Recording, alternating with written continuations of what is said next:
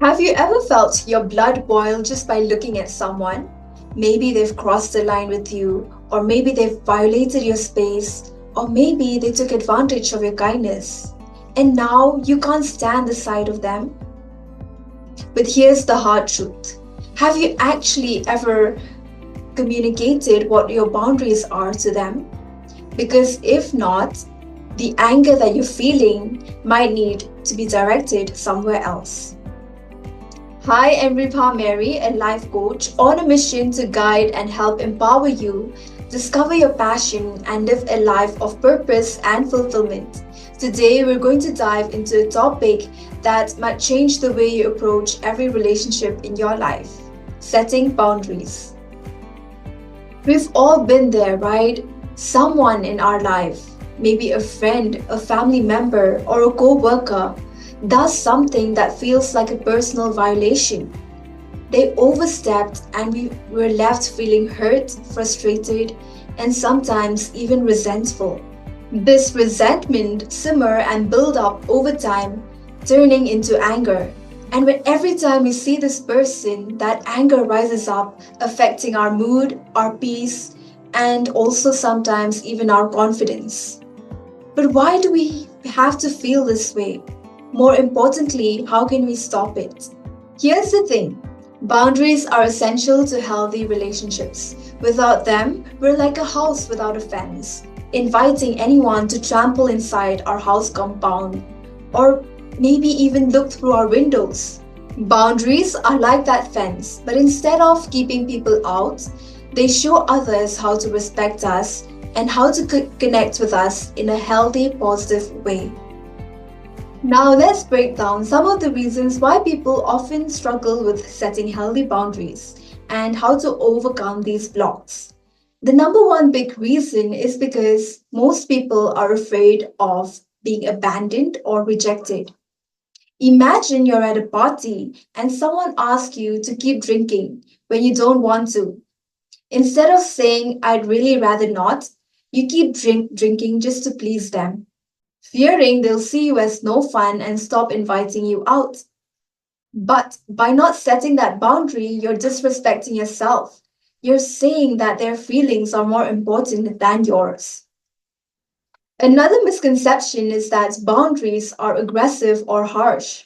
Some people worry that setting boundaries make them rude or controlling.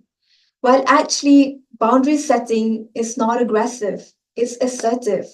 It's all about assertiveness. Assertiveness is simply standing up for your needs in a calm and respectful way. Picture this as traffic lights. The red lights are the boundaries that prevent people from bumping into each other. Imagine without traffic lights, roads would be chaos, right?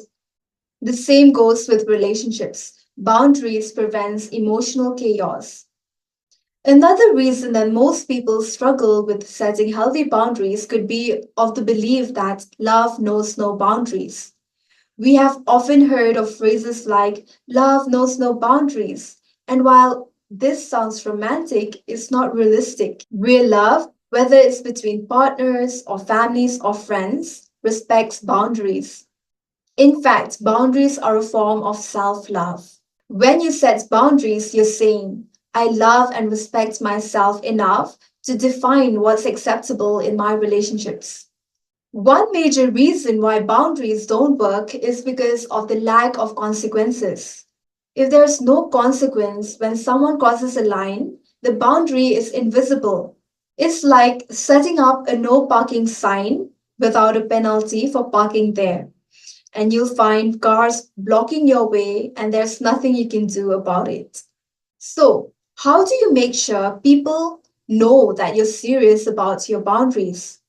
By establishing consequences and sticking to them. When you're ready to communicate your boundaries, communicate them in I statements rather than you statements.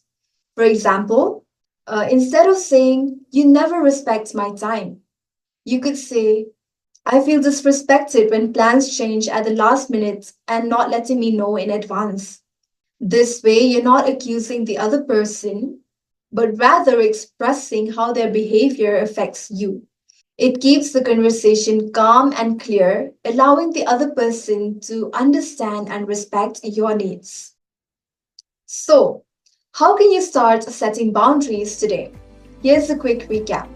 Number one, identify what's non negotiable to you. Get clear on what your limits are. This could be your time, personal space, emotional energy, or even topics you don't want to discuss. Number two, communicate clearly and calmly. Use I statements and let the other person know what do you need. Number three, define a consequence if the boundary is crossed. For example, if a friend repeatedly cancels on your last minute, you could say, I won't be making any more plans if this continues. Number four, stand firm with respect. Boundaries don't have to be harsh, but they do have to be upheld. Remember, consistency builds respect. Now take a moment to reflect if there's any situation where you feel drained or resentful because of somebody else's actions towards you.